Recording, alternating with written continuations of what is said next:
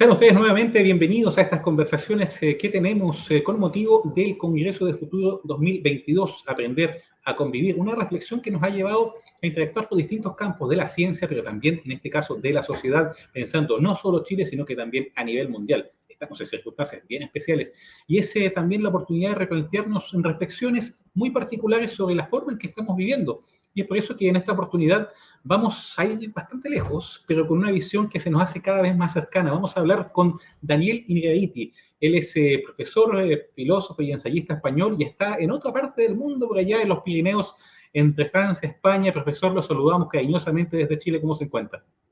Un saludo, Cristian. Pues muy contento de estar aquí con vosotros. Bueno, profesor, presentarlo, catedrático de Filosofía Política y Social en el Instituto Universitario Europeo de Florencia, reconocido como uno de los intelectuales más influyentes de Europa y en 2004, hace algunos años nomás, también considerado como uno de los 25 pensadores más importantes del mundo. Tiene una serie de publicaciones, también es columnista periódico en distintos diarios, tanto de su país como del mundo, y queremos en esta conversación breve pero necesaria tratar de sacarle provecho a su compañía y tomar precisamente el motivo de este Congreso Futuro 2022, aprender a convivir para, por ejemplo, hacer algunas reflexiones. Escuchábamos, para quienes nos están viendo, al profesor Daniel Innerarity hace algunos días en un encuentro que hubo en el Congreso chileno con el motivo del bicameralismo, unicameralismo, temas que están en pleno desarrollo, desenlace en nuestro país, y nos decía que, sentía afecto, sentía cierto afecto por estar en contacto permanente con nuestro país, y sin embargo, en esa oportunidad usted, profesor, abordaba las dificultades que enfrentan los parlamentos hoy en día, debido, a esta inmediatez que exige la gente de resultados, de sentirse interpretados realmente, porque se le abren muchas ventanas, por ejemplo, a nivel de redes sociales, pero a nivel de interpretación política quizás no se ven tan representados. Quería consultarle hacia dónde evolucionarán las cámaras de representantes pensando en un marco global y cuál es el rol, además, de estas transformaciones en los espacios de reflexión que vienen. Por ejemplo, el Congreso de Futuro me imagino que ayuda en eso, ¿no?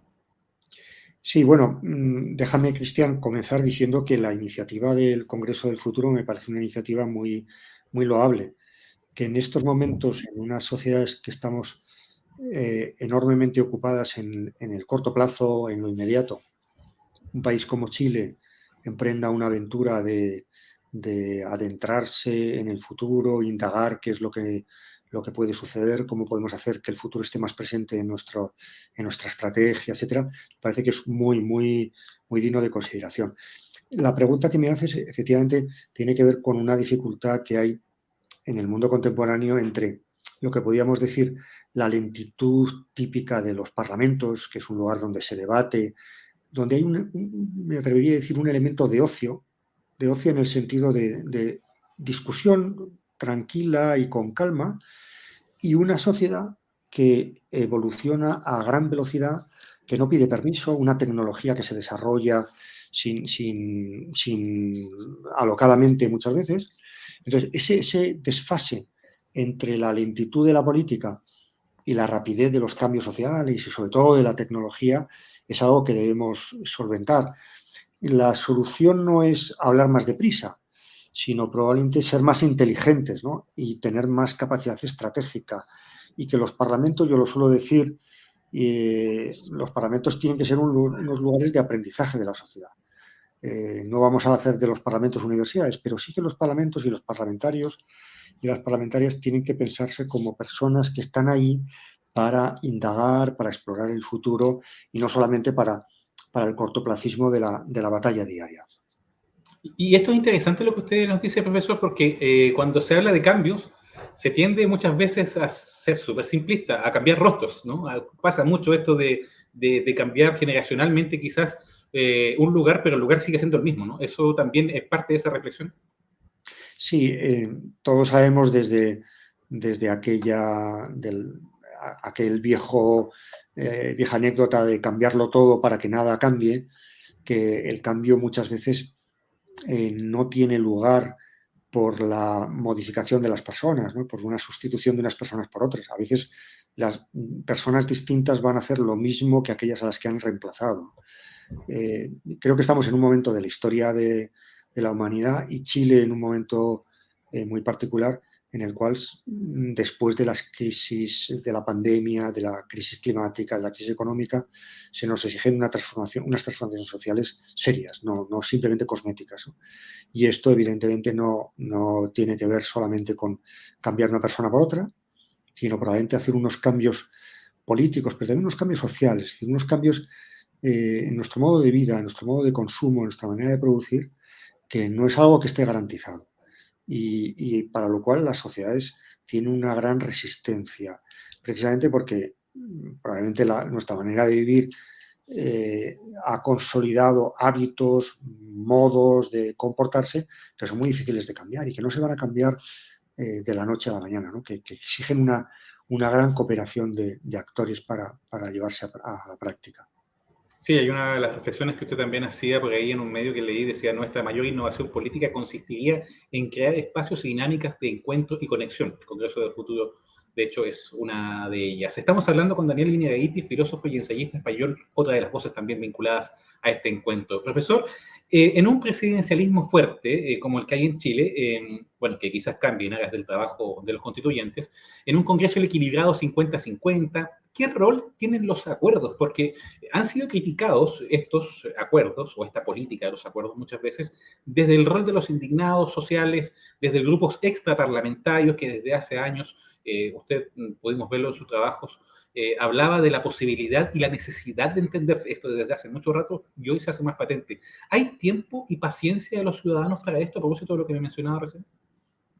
El mayor argumento en favor de ponerse de acuerdo, de realizar transacciones y pactos, es el cambio. Es decir, si no nos ponemos de acuerdo, si radicalizamos nuestras posturas, lo más probable es que las cosas sigan como hasta ahora.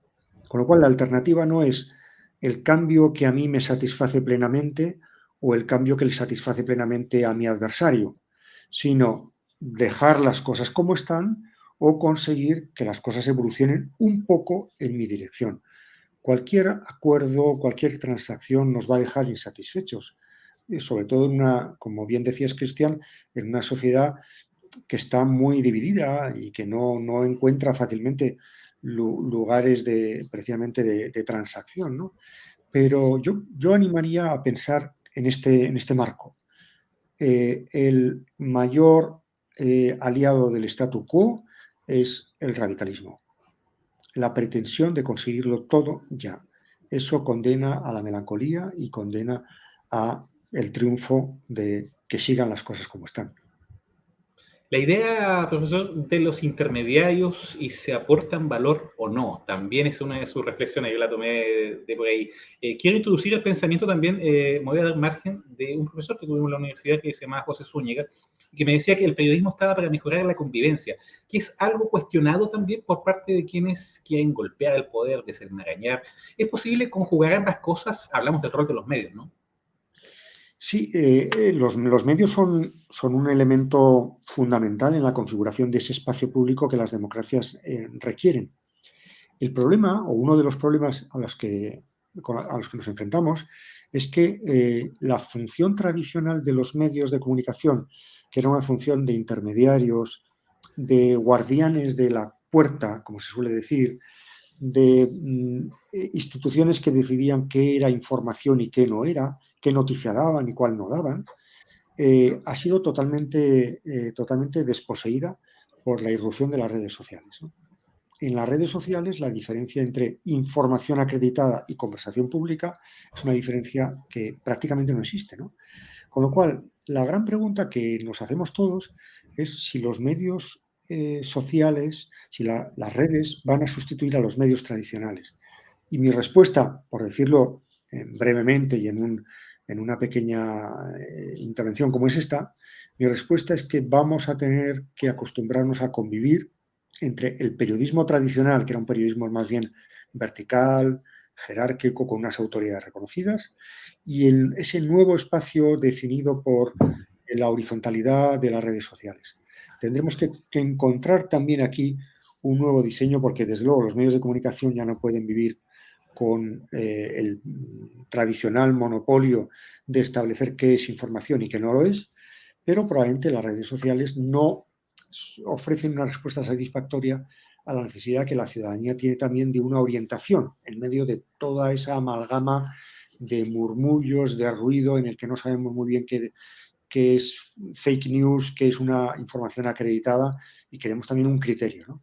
Seguramente encontraremos un punto intermedio entre ambas lógicas. Sí, profesor, yo me recuerdo también otra postura que tenía, que cada uno puede hablar, ¿no? Hay democratización en ese aspecto, pero también el otro efecto es que se desconfía, se cuestiona la autoridad, hay exigencia ciudadana. Ahí está el rol también el tema de las fake news que usted me mencionaba. Los medios oficiales es complicado. Nosotros estamos vinculados de alguna forma al Senado de la República y somos un medio oficial, pero no podemos competir en atractivo, por ejemplo, frente a matinales que tienen otras estructuras comunicacionales, que venden, de hecho, otro producto. Y quizás, claro, la gente se queda como cuando pasa por el kiosco y ve el titular simplemente. Eso también es un riesgo. En orden al tiempo voy a avanzar a lo siguiente, que es, en distintas columnas que usted ha escrito, profesor, habla de necesidad de pensar una nueva forma de hacer política, y ahí volvemos a uno de los puntos iniciales. Todo esto a partir de algo contingente como es esta emergencia sanitaria global.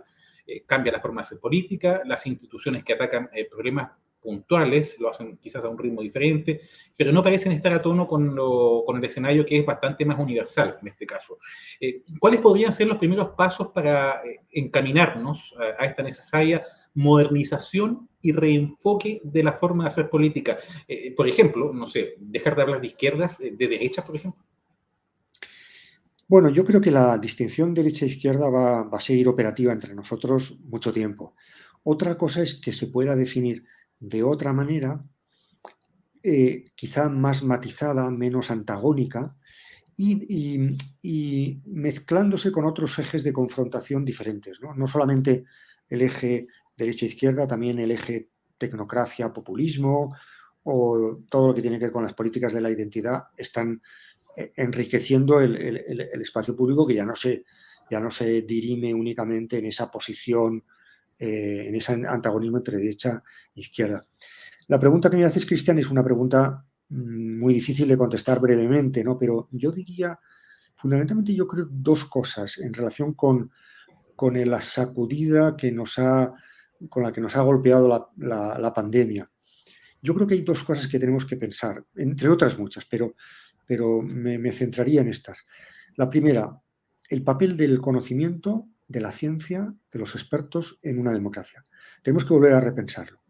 Es indudable que no avanzaremos en unas buenas políticas si no hay una mayor presencia del saber experto, de la tecnología, de los expertos en general. Ahora bien, eso tiene que ser compatible con el criterio democrático de que todas las personas tenemos la misma dignidad, la misma capacidad de influencia en el espacio público. ¿Cómo hacemos compatibles esas dos cosas? ¿Cómo hacemos compatible la ciencia en un escenario de incertidumbre? Eso es una de las grandes cuestiones que nos van a ocupar en los años venideros, ¿no? La otra cuestión es cómo articulamos lo local y lo global. ¿Cómo hacemos una política para espacios interdependientes? Nuestras formas políticas, nuestras costumbres, nuestros usos, nuestras instituciones están pensadas para espacios delimitados. Los parlamentos son nacionales, las políticas tienen que ver con un espacio muy delimitado, con un periodo electoral. En un momento en el cual esos cajones, esos containers son desbordados por la pandemia, por la contaminación, por la crisis climática que no respeta fronteras, por la inestabilidad financiera, ¿cómo adaptamos esas instituciones de tipo nacional a unos escenarios globales? Yo creo que ahí hay al menos dos preguntas que nos deberían inquietar y en las que seguramente nos vamos a encontrar en muchísimas discusiones en los próximos años. Esto de reconvertir me hace mucho sentido, porque usted lo decía y citando sus palabras, es muy fácil criticar, indignarse, y es costoso transformar ese soberano negativo en uno positivo. Chile tiene experiencias bien particulares y extrañas incluso en ese campo. Pasamos de la dictadura a una democracia, pasamos de una revuelta social a un camino constituyente. ¿Se puede vislumbrar algún desenlace para nuestra realidad al menos? o seguimos siendo, desde su punto de vista, por supuesto, un caso particular que todos miran como una referencia extraña de pronto y están muy atentos a lo que pasa acá, al menos en la realidad local en Chile? Bueno, tampoco es muy diferente la realidad de Chile a la realidad de España. También España salió de una dictadura, también en España tenemos unos debates intensos en torno a la memoria y en cómo pasar página de aquel acontecimiento tan siniestro del franquismo. También en España tuvimos la indignación precisamente cristalizada en torno a la crisis económica. Tuvimos una crisis de los partidos tradicionales y una irrupción de nuevos partidos. En fin, ese vaivén, digamos, que con una cierta delantera en el tiempo, pero no pudiendo dar muchas lecciones, también lo hemos sufrido aquí, ¿no? Con lo cual me parece que esto no es... yo huiría de la idea de una excepcionalidad de España, una excepcionalidad chilena. Creo que hay muchas comparaciones útiles entre ambos países, ¿no? Sí, lo decía, profesor, simplemente por el hecho de que acá se ha repetido mucho, ¿no? Están todos los ojos de ciertas democracias del occidente viendo qué pasa en el proceso constituyente, porque no hay precedentes al respecto y eso fue una de las dificultades. Por eso le hacía la mención de aquello. Sí, sí, y además me parece que es verdad que por lo menos los que tenemos una cierta simpatía y una cierta cercanía con Chile por amistad, por haber ido muchas veces ahí, por cariño al país, y aunque solo sea por ser profesores universitarios que nos dedicamos precisamente a estas cuestiones de la filosofía política, Chile es un experimento interesantísimo. Chile es una democracia vieja, acreditada, con también los vicios de la edad, pero con las virtudes de una sociedad civil potente y dinámica, con unos problemas de desigualdad muy fuertes, con una estructura social también débil, con una realidad también incluso casi podríamos llamar, no me atrevo yo a utilizar mucho esta palabra, plurinacional, porque hay también unos pueblos originarios allí que representan un aspecto interesante. Y me parece que es muy interesante también que Chile emprenda este camino en el año en el que estamos, es decir, en un momento en el cual están pasando en el mundo muchísimas cosas, desde el punto de vista tecnológico, de la crisis de la pandemia, de la crisis climática, que van a obligar a unas medidas muy interesantes. Yo he dicho muchas veces en España que tenemos una constitución ya del año 78, que no hemos reformado prácticamente, salvo pequeñísimas cosas, que me encantaría tener la oportunidad de tener un momento constituyente para, por ejemplo, pensar los derechos digitales, la realidad del cambio climático, la nueva realidad de las mujeres, que no tiene nada que ver en España con la España de 1978, y entiendo que tampoco Chile, también ha asistido Chile a un cambio importantísimo, y creo que en estos momentos un país de la madurez, de la envergadura de Chile, que emprenda un proyecto, un camino constituyente, es para todo el mundo una circunstancia enormemente interesante. Y estamos aprendiendo, profesor Daniel Iniraiti, quien ha tenido la cortesía, la generosidad de hablar con nosotros, porque claro, también nos ayuda a aprender. Uno de los objetivos del Congreso del Futuro es abrir precisamente estas ventanas de reflexión para grandes, chicos, para todo público y de forma, como siempre, gratuita. Nos quedan tantas reflexiones, profesor, los extremos en cuanto a nivel político, que no son iguales unos de otros, la política en tiempos de indignación, el otro libro, Pandemocracia, que es como le da precisamente nombre a lo que será su exposición en el Congreso Futuro 2022, en fin, esperamos tenerlo y coincidir nuevamente en otros proyectos también y agradecer, por supuesto, sus palabras para con nosotros. Pues muchísimas gracias, Cristian, a ti y a todo el equipo que estáis ahí detrás, y mucha suerte en este momento histórico tan decisivo para Chile. Junto al profesor Daniel Iniraiti, nosotros también le agradecemos que haya compartido junto a nosotros y continuaremos hablando y aprendiendo de expertos nacionales y extranjeros también en el marco de esta cita del Congreso del Futuro 2022, Aprender a Convivir.